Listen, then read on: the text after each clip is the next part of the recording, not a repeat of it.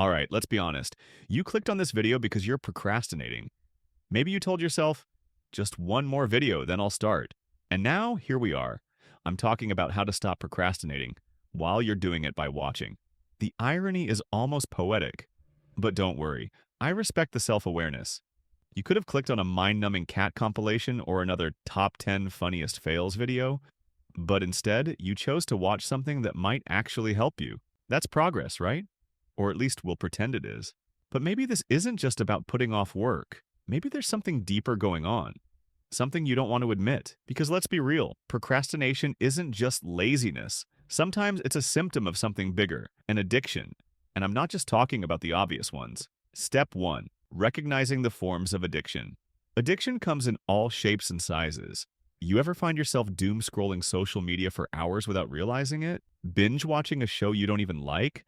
Just because Netflix auto-played the next episode? Constantly adding stuff to your cart online that you know you don't need? Some of you have a black belt in reopening the fridge every 5 minutes, like it's suddenly going to have better snacks. The truth is, we're all fighting battles inside our heads. Procrastination, addiction, self-sabotage.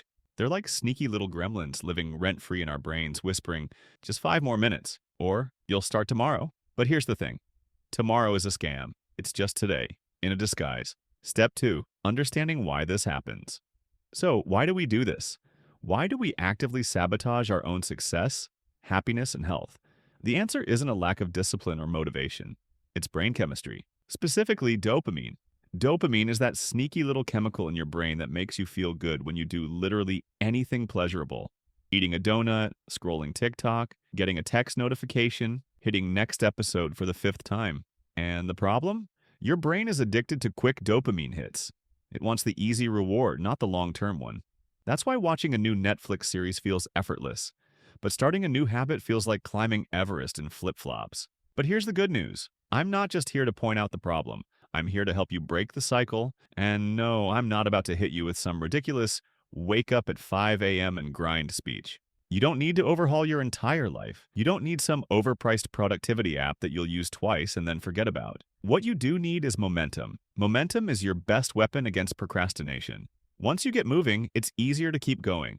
The first step is often the hardest, but once you start, even a small step, you begin to shift your brain's focus from short-term rewards to something bigger. It's like getting the engine running in a car. At first it's tough, but once it's going, it's much easier to keep it rolling. I'm not asking you to immediately dive into hours of work or a complete lifestyle overhaul. No, start small. Do one tiny thing that moves you forward, whether that's responding to an email, cleaning up your desk, or taking 5 minutes to work on a task you've been avoiding. Small wins create momentum, and momentum builds progress.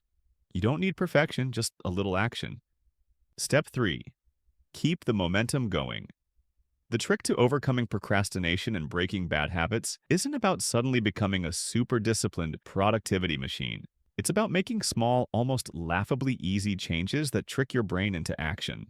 The momentum that follows is the key to turning the tide on procrastination, because once you begin, you'll often find it easier to keep going.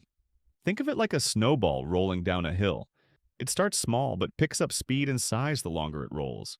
This momentum will not only help you get things done, but will help you sustain productivity even on tough days. So let's take a closer look at some battle-tested strategies that you can use to reclaim your brain and actually get stuff done. The first method, the 2-minute rule. The 2-minute rule may sound almost too simple, but it works wonders when you need to get started. If a task will take less than 2 minutes to complete, just do it immediately. Think about it. Responding to an email? 2 minutes. Making your bed? 2 minutes. Drinking water instead of ordering another iced coffee? 2 minutes at most, and probably a better life choice anyway. By completing these tiny tasks, you build a sense of accomplishment and momentum, and suddenly you're working instead of spinning your wheels in analysis paralysis. The beauty of the 2-minute rule is that it doesn't just help you get the small stuff done, it also tricks your brain into starting bigger tasks. By telling yourself, I'll just do this for 2 minutes, you're often more likely to keep going and finish what you started. The hardest part is always starting, and once you do, staying in motion is surprisingly easy. It's like a mini victory every time. Newton's first law of productivity and action: objects in motion stay in motion. Second method, dopamine detox. No, you don't have to become a monk. If you're constantly distracted by your phone, social media, or other quick fixes of dopamine, it might be time for a mini dopamine detox. Try setting a timer for 1 hour and doing something intentionally boring. Stare at a blank wall, read a real book, or sit in total silence. The first few minutes will be painful as your brain begs for stimulation. Why aren't we checking our phone? It will scream. We could be watching cat videos right now. But after a while, something magical happens. Your brain begins to crave real, focused productivity instead of the temporary satisfaction of scrolling. It's like your brain resets and you start discovering new levels of focus. You don't have to lock yourself away in a monastery for this detox. Just try it for 1 hour, and you'll see how your mind begins to enjoy real, sustained concentration again. Over time, you'll find that you can focus on tasks that once felt impossible. Deep work becomes something you actively crave, not just a fleeting moment of relief. Wait, hold on. Still not subscribed? That's like showing up at a party, enjoying the vibe, but refusing to join the fun. Come on, you're already here. Hit that button and make it official. The following method is quite unusual but extremely effective. Make boredom your superpower. Let's talk about boredom, something we all avoid at all costs. But here's a surprising fact. Some of the greatest ideas in history, like Newton's theory of gravity and Da Vinci's masterpieces, were born out of pure boredom. The key is that they didn't have the constant distractions that we have today, like Instagram or endless notifications. We are conditioned to avoid quiet moments, often reaching for our phones at the slightest hint of boredom. But that instinct might be sabotaging our creativity. Next time you feel bored, resist the urge to fill the silence with distractions. Instead, let your mind wander. That discomfort? It's actually your brain rebooting, making space for fresh ideas, deeper thinking, and problem solving. This is where true creativity happens. It might seem like you're wasting time, but in reality, you're allowing your brain to make the connections it needs to solve problems in ways you never could if you're constantly overstimulated. The fourth method, make it stupidly easy. If you want to stop doing a bad habit, make it harder to do. If you want to build a good habit, make it ridiculously easy. Want to stop scrolling your phone in bed? Charge it across the room so you have to get up to check it. Want to stop binge watching Netflix at night? Unplug the TV every time you're done. Want to eat healthier? Hide the junk food and put fruit in plain sight. The key here is that the more effort it takes to engage in a bad habit, the less likely you'll be to do it. It's not about willpower, it's about designing your environment so that the good habits are the easiest option and the bad habits are the hardest to access. Next method, use the 80-20 rule to prioritize what actually matters. The 80-20 rule, also known as the Pareto principle, is a powerful way to maximize your productivity. It's simple. 80% of results come from 20% of effort. This means that a few key tasks will drive the majority of your progress. Instead of randomly tackling your to-do list, ask yourself, what is the one thing I can do today that will make everything else easier or unnecessary? By focusing on that one high-impact task, you'll be working smarter, not harder.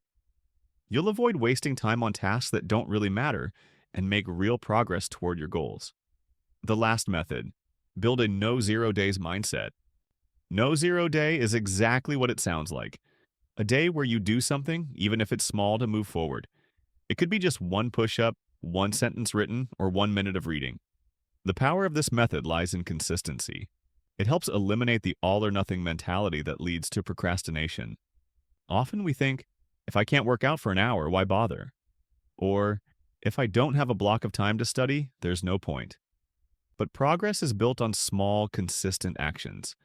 Every little step adds up over time. It's not about doing everything perfectly, it's about doing something every day. And that's what keeps you moving forward. All right, now it's your turn. Pick one of these strategies and try it today. Not tomorrow, today. Just one small step forward, and then come back and tell me how it went. Which strategy worked best for you? Let's hold each other accountable. And look, I get it. Change is hard. Procrastination is comfortable like an old ugly sweater you know you should throw away but don't. But you're not here because you want to stay stuck. You're here because you want to do better, be better, and actually get things done. So stop waiting for the perfect moment because that moment doesn't exist. Action creates motivation, not the other way around. Start small, start messy, but just start. Future you is watching and they'll either be high-fiving you or shaking their head. Make them proud. Now go be productive, or at least pretend to be.